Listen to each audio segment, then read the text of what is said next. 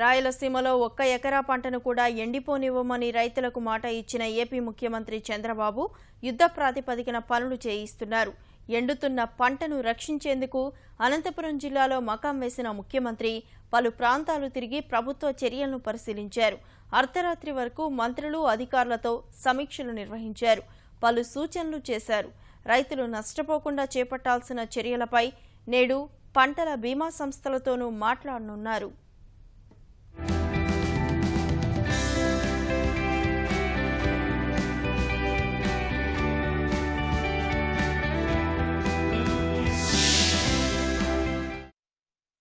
ప్రజల వద్దకే పాలన నినాదాన్ని ముఖ్యమంత్రి చంద్రబాబు నాయుడు చేతల్లో చూపుతున్నారు. ప్రజలకు కష్టం వచ్చినప్పుడు ఎక్కడో రాజధానిలో ఉండి ఆదేశాలు ఇచ్చే పంథాను పక్కనబెట్టి క్షేత్రస్థాయి నుంచే పరిపాలన చేపట్టారు. సరికొత్త ఒరవడికి శ్రీకారం చుట్టారు.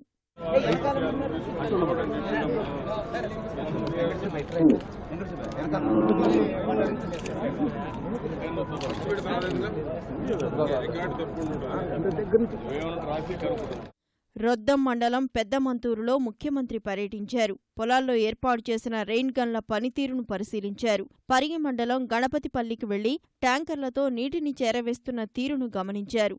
వేరుశనగ పొలంలో ట్యాబ్ను ఆన్ చేసి ఆ చేలో 50% దిగుబడి వస్తుందని వాతావరణ కేంద్రం ద్వారా నమోదైన సమాచారాన్ని రైతుకు వివరించారు.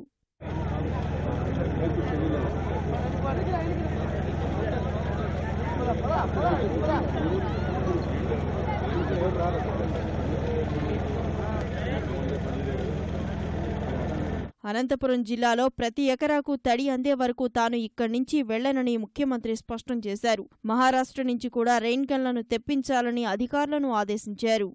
ఈ సంవత్సరం ఎంత నీళ్లు కావాలంటే అన్ని నీళ్లు ఇచ్చే బాధ్యత, పంట కాపాడే బాధ్యత నేను తీసుకుంటున్నానని కూడా నేను మీకు తెలియజేస్తున్నా.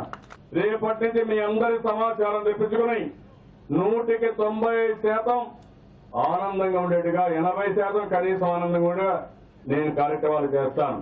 కొద్దిగా సప్లై రావడానికి కానీ మొదటి విడత కాబట్టి చిన్న ఇబ్బందులు వచ్చాయి. ఆ ఇబ్బందులను అధిగమిస్తాం.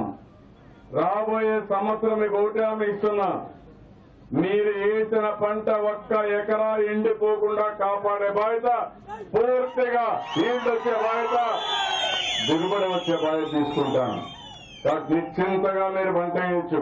రాత్రి 9:30 వరకు రైతులతో సమావేశం నిర్వహించిన ముఖ్యమంత్రి రాత్రి 11 గంటలకు అనంతపురం చేరుకున్నారు. వెంటనే కలెక్టరేట్లో సమావేశం నిర్వహించారు. నియోజకవర్గాల బాధ్యతల్లో ఉన్న మంత్రులు అధికారులతో సమీక్ష చేపట్టారు. ముందుగా జిల్లాల వారీగా పంటల పరిస్థితి, రెయిన్ గన్ల పనితీరు గురించి కలెక్టర్లతో టెలికాన్ఫరెన్స్ నిర్వహించారు.